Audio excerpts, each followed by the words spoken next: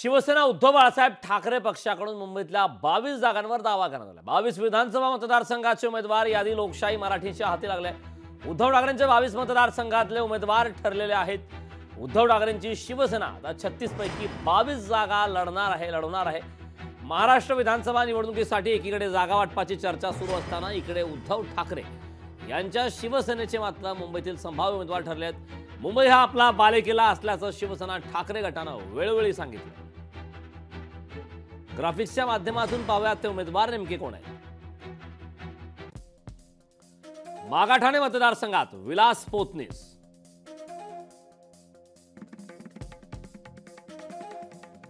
दहिसरमध्ये तेजस्वी घोसाळकर, दिंडोशीमधून सुनील प्रभू,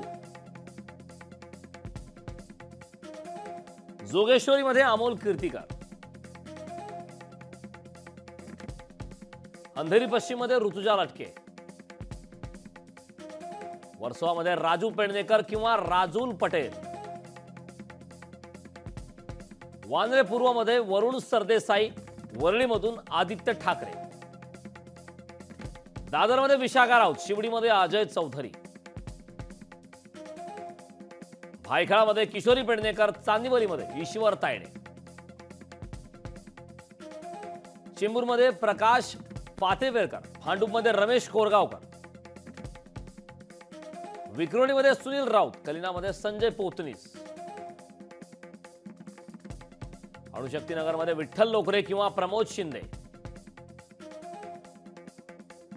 घाटकोपरमध्ये सुरेश पाटील, कुर्लामध्ये प्रवीण मोरजकर,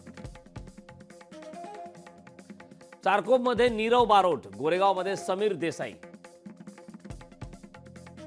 वडाळामध्ये श्रद्धा जाधव। या संदर्भात ताजे अपडेट देण्यासाठी आपले प्रतिनिधी चेतन ननावरे आपल्या सोबत जोडलेत। चेतन, मुंबईमधला या मतदारसंघाची जेव्हा नेहमी चर्चा होते त्यावेळी मुंबई हा उद्धव ठाकरे आणि शिवसेनेचा बालेकिल्ला आहे। त्या अनुषंगाने जागा वाटप व्हावी अशी मागणी उद्धव बाळासाहेब ठाकरे पक्षाच्या वतीने वारंवार करण्यात येत होती आणि आता जी माहिती मिळते त्याप्रमाणे 36 पैकी एकंदरीत 22 जागांवर दावा करण्यात आलाय। काय या संदर्भातले ताजे अपडेट्स?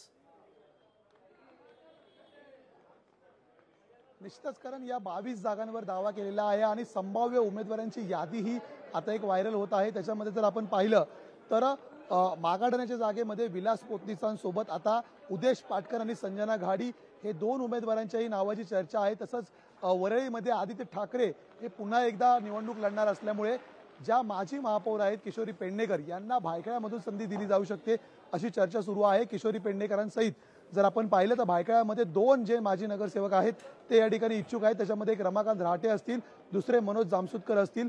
त्याच प्रकारे उपनगरामध्ये जर पाहिलं तर वेगवेगळे मतदारसंघ आहेत, तिथे अनेक इच्छुक आहेत। म्हणजे स्वतः दादर आणि माहीम मतदारसंघ पाहिलं तर विशाखा राऊत बरोबर महेश सावंत जे सातत्याने सदा सरवणकरांविरोधात आंदोलन करताना आपल्याला पाहायला मिळाले होते। तर जोगेश्वरीमध्ये मात्र अमोल कीर्तिकर यांना लोकसभा निवडणुकीमध्ये झालेल्या पराभवानंतर पुन्हा संधी दिली जाते की त्या ठिकाणी बाळा नर आणि शैलेश परब ही दोन दिग्गज मंडळी ठाकरेंची जी सातत्याने उपनगरातल्या वेगवेगळ्या आंदोलनांमध्ये आपल्याला सहभागी होताना पाहायला मिळाली होती आणि जी एकंदरीत ज्यावेळी बंडखोरी झाली त्यानंतरही ठाकरे कुटुंबाबरोबर आपल्याला एकत्रितपणे त्यांच्या पाठीशी उभे राहिलेले पाहायला मिळाले होते। त्यामुळे एकूणच आता या संभाव्य यादीमधून कुणाला संधी देणार की जे आणखी इच्छुक उमेदवार आहेत त्याच्यामध्ये कुणाला नव्या चेहऱ्यालाही ठाकरेकडून संधी मिळते पाहावं लागेल। मात्र तुर्तास तरी महाविकास आघाडीमध्ये ठाकरे गटाने 36 पैकी 22 मतदारसंघांवर दावा केल्यामुळे आता काँग्रेस आणि राष्ट्रवादी शरदचंद्र पवार गटाच्या भूमिकेकडे आपलं लक्ष असेल।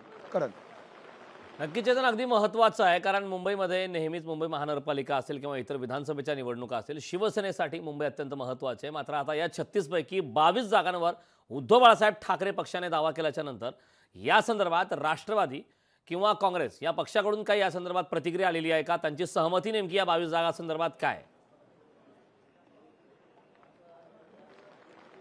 निश्चितच एकंदरीत दोन्हीही जे सहभागी घटक पक्ष आहेत महाविकास आघाडीमधले त्यांचं म्हणणं हेच आहे की पक्षश्रेष्ठी जोपर्यंत अंतिम जागा वाटपाबद्दल चर्चा होत नाही तोपर्यंत कुणीही कुठल्या मतदारसंघावरती दावा करता येणार नाही। जरी ठाकरेंकडून 22 मतदारसंघांवर दावा केला जात असला तरी काँग्रेस मात्र या गोष्टीला मान्य नाहीये। याआधीही जर आपण पाहिलं असेल काँग्रेसचे जे महापालिकेतील गटनेते होते रवी राजा असतील किंवा आमदार भाई जगताप असतील यांनी आपल्या प्रतिक्रिया थेट व्यक्त केल्या होत्या की ज्या प्रकारचं जागा वाटप आहे ते पूर्णपणे काँग्रेसचं हायकमांड आहे त्याच्यावरती शिक्कामोर्तब करेल. तोपर्यंत कुणी कितीही दावा केला तरी आम्ही या जागा सोडण्यास तयार नाही. करण. नक्कीच चेतन, खूप खूप धन्यवाद या सविस्तर अशा माहितीबद्दल.